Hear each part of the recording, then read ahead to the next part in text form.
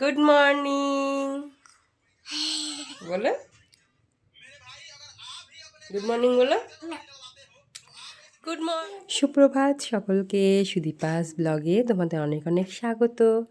সবাই কেমন আছো? আমরাও ভালো আছি ঠান্ডায়।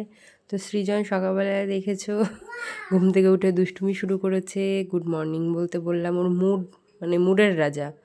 যেরকম মন মেজাজ ভালো থাকলে কথা বলবে, আর না হলে বলবে না কারোর সঙ্গে। তো সকালবেলা উঠে দুজনে মিলে বাবা ছেলে একটু খেলা করলো, তারপরে আমি সৃজনের সঙ্গে একটু খেলা করলাম। আজকে রান্নাবান্নার অতটা চাপ ছিল না। রাত্রে ডাল আর চাল একটু ভিজিয়ে রেখেছিলাম, সৃজনকে করে দেবো, প্যানকেকের মতন একটু করে দেবো, ইডলি টাইপের কিছু একটা করে দেবো, পুষ্টিকর খাবার সবজি টবজি দিয়ে। আগে কখনো এরকম কিছু ট্রাই করিনি, যেহেতু ও সলিড খেতে পারতো না তখন। তো এখন বড় হয়েছে, বড় হয়েছে বলতে আমার কাছে এখনও ছোটোই আছে। আমিও এখন আমার বাবা মার কাছে ছোটোই। সবাই সবার বাবা মায়ের কাছে সারা জীবন ছোটোই থাকে, বড় হয় না সন্তানরা। আমার আমার দিদিমা এখনও আছে, আমার মা তার কাছে এখনও ছোট। তো সবাই সবার বাবা মার কাছে সারা জীবনই ছোট থাকে। তো যেটা বলছিলাম, তো ইডলি টাইপের কিছু একটা বানাবো, দেখি খেতে চাই কিনা।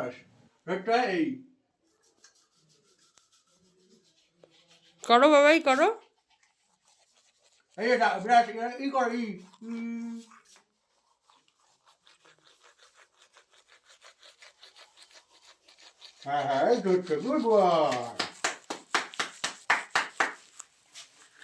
আগের দিন রাতে পিঠে করে রেখেছিলাম, এখন সকালে কয়েক পিস রয়েছে, তো দেবো সবাইকে। 2-1 পিস করে হবে সবার। কালকে বানিয়ে রেখেছিলাম, রাতে খাওয়া দাওয়া হয়েছে, এখন সকালে খেতে আরও বেশি ভালো লাগে। নাও বসে পড়ো।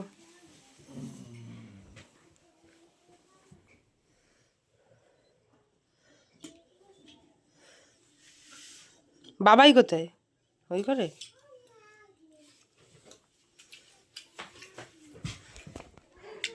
তো তোমরা তো জানোই, আমাকে একটু খাইয়ে না দিতে পারলে ওর ভালো লাগে না, ওর অভ্যাস হয়ে গেছে। বলেছিলাম চাল ডাল সৃজনের জন্য আলাদা ভিজিয়ে রেখেছিলাম, আর এদিকে সবজিও একটু মিক্সড করে বানিয়ে নিয়ে একটু বানানোর চেষ্টা করলাম। দেখা যাক কীরকম হয়, সৃজন কেমন খাবে কে জানে, ভগবান জানে। বা কে খাবে? কোন গেলে গেলে কেমন হয়েছে? টেস্টি হয়েছে? খাও। বড় হয়েছে, এখনও জিভের স্বাদও পাল্টেছে। তো এখন চটপটা জিনিস খেতেও বেশ ভালোই বাসে, কিন্তু আমি সেরকম একটা তেলের জিনিস ওকে দিই না। তো আজকে একটু অন্যরকম ট্রাই করলাম, তো দেখলাম খেলো। 2-3 সপ্তাহে একবার ওরকম খাবার দেওয়াই যায় আমার মনে হয়। কিন্তু নানান লোকের নানান মতামত হতেই পারে, কিন্তু আমি সব কিছুই খাওয়ানোর চেষ্টা করব ওকে। তো আমাদের জন্য চালের গুঁড়ো দিয়ে ভেজে নিয়েছিলাম এই নর্মাল পিঠে, আর এদিকে পাটালি গুড় জাল দিয়ে নিয়েছিলাম। শ্বশুরমশাই মিষ্টি জিনিস ভালো খায়, আর আমরা ঝাল ঝাল ভালো খাই বলে সব রকম সবজি দিয়ে ঝাল ঝাল করে পিঠে টাইপের করে নিচ্ছিলাম। তো এইগুলো ধনেপাতা পুদিনা চাটনি দিয়ে ভালোই লাগে, নর্মালও খারাপ লাগে না, মাংস দিয়েও কিন্তু খারাপ লাগে না, মাংসের ঝোল দিয়েও ভালো লাগে। তো সবজি টবজি দিয়েছি বলে সময়টা একটু বেশিই লাগবে। তো সকালবেলা এইসবই খেয়ে নেবো। মা গেছে বাজারে, দেখি বাজার থেকে কী কী আনে। তো বাজার থেকে এনেছে হচ্ছে এদিকে তোপসে মাছ, ভোলা মাছ আর চিংড়ি মাছ, আর এদিকে এনেছে লাউ শাক, শশা। কাঁচা শশা খেলে পেট ঠান্ডা থাকে, শরীর ভালো থাকে। আমি ভালোই খাই, খারাপ খাই না। এদিকে বাঁধাকপি, শীতের সব সবজিতেই প্রায় গ্যাস হয়, ফুলকপি, বাঁধাকপি, শালগম, সব কিছুতেই গ্যাস হয়। আমি বলেছিলাম কটা আমলকি আনতে, আমলকি শুকোতে দেবো, কেটে কেটে লবণ দিয়ে একটু রোদ্রে দেবো, তার জন্য আনতে বলেছিলাম। তো বাজারঘাট করে নিয়ে এসছে, দুপুরে রান্নাবান্না হবে আর কি। তো সৃজনবাবু বায়না করছিল একটুখানি খাবে, আখের রস খাবে। তো আখের রস খাচ্ছিল, ও ভালোই খায় আখের রস। আমি বললাম তার মধ্যে একটু গরম জল মিশিয়ে দিই, মিষ্টি ভাবটাও কম হয়।